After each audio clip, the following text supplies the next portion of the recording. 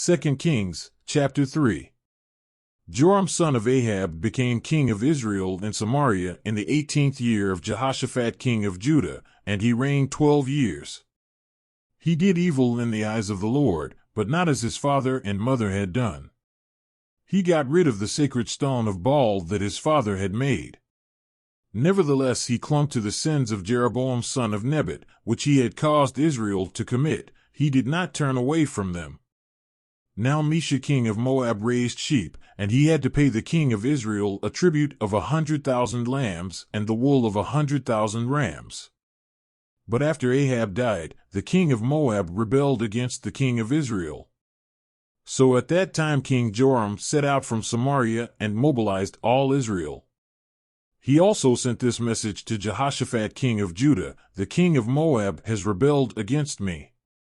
Will you go with me to fight against Moab?"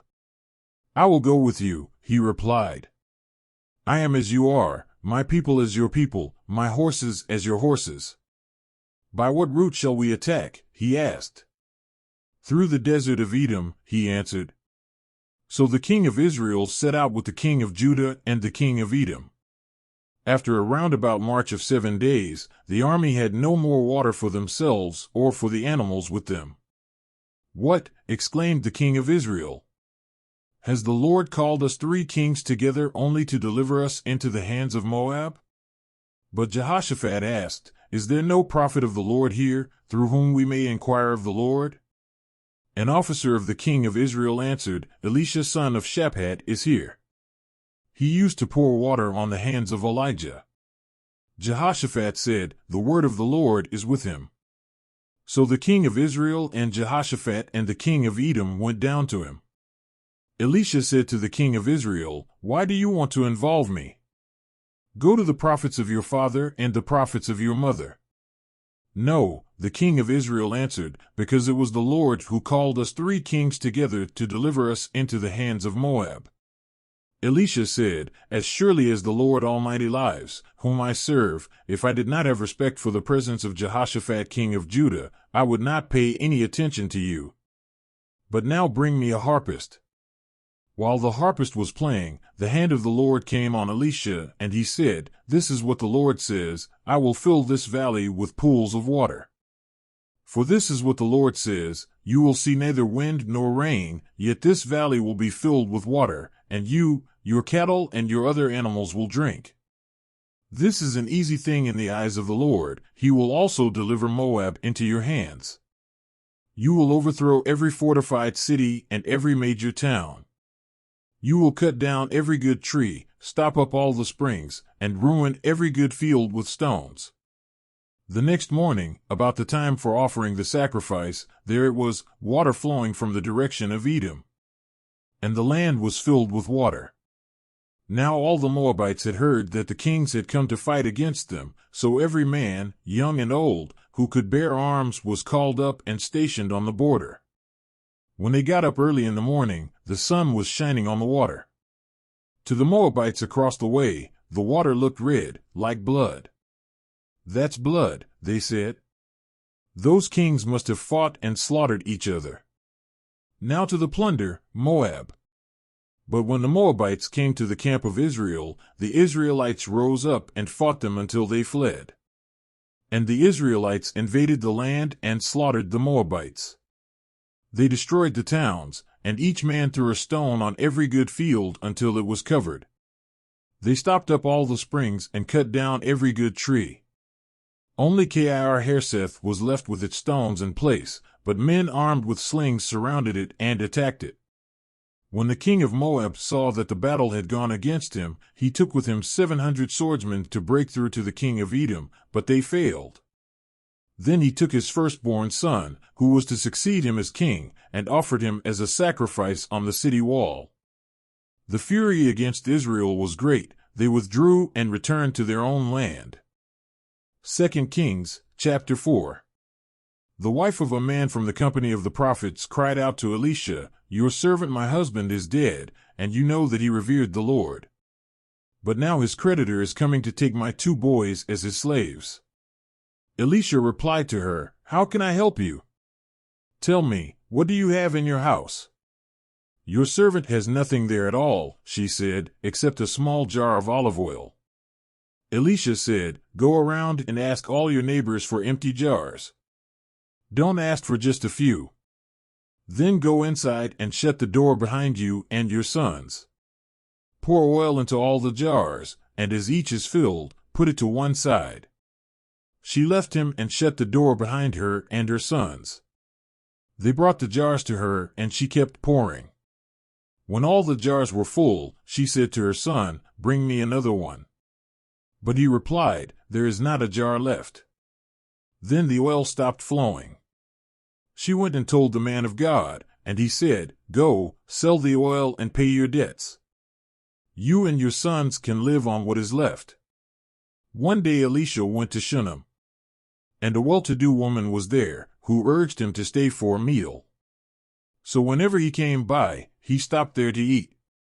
She said to her husband, I know that this man who often comes our way is a holy man of God. Let's make a small room on the roof and put in it a bed and a table, a chair and a lamp for him. Then he can stay there whenever he comes to us. One day when Elisha came, he went up to his room and lay down there. He said to his servant Gehazi, Call the Shunammite. So he called her, and she stood before him. Elisha said to him, Tell her, you have gone to all this trouble for us. Now what can be done for you? Can we speak on your behalf to the king or the commander of the army? She replied, I have a home among my own people. What can be done for her? Elisha asked. Gehazi said, She has no son, and her husband is old. Then Elisha said, Call her. So he called her, and she stood in the doorway. About this time next year, Elisha said, You will hold a son in your arms. No, my lord, she objected. Please, man of God, don't mislead your servant. But the woman became pregnant, and the next year about that same time she gave birth to a son, just as Elisha had told her. The child grew, and one day he went out to his father, who was with the reapers. He said to his father, My head. My head. His father told the servant, Carry him to his mother. After the servant had lifted him up and carried him to his mother, the boy sat on her lap until noon, and then he died. She went up and laid him on the bed of the man of God, then shut the door and went out. She called her husband and said, Please send me one of the servants and a donkey so I can go to the man of God quickly and return. Why go to him today? He asked. It's not the new moon or the Sabbath. That's all right, she said. She saddled the donkey and said to her servant, Lead on, don't slow down for me unless I tell you. So she set out and came to the man of God at Mount Carmel. When he saw her in the distance, the man of God said to his servant Gehazi, Look, there's the Shunammite. Run to meet her and ask her, Are you all right? Is your husband all right? Is your child all right? Everything is all right, she said. When she reached the man of God at the mountain, she took hold of his feet.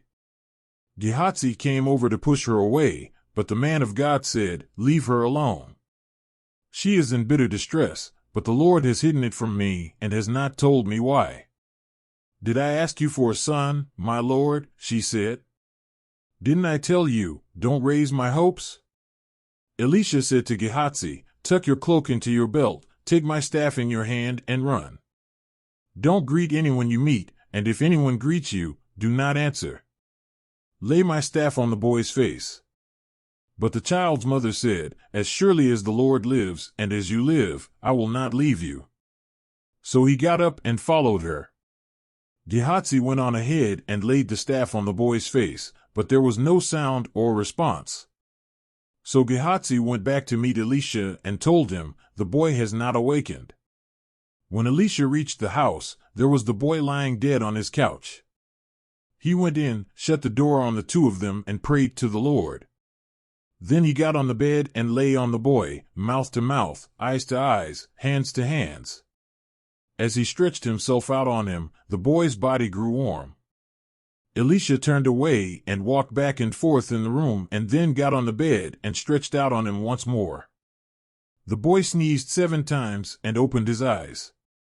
Elisha summoned Gehazi and said, "Call the Shunammite." And he did.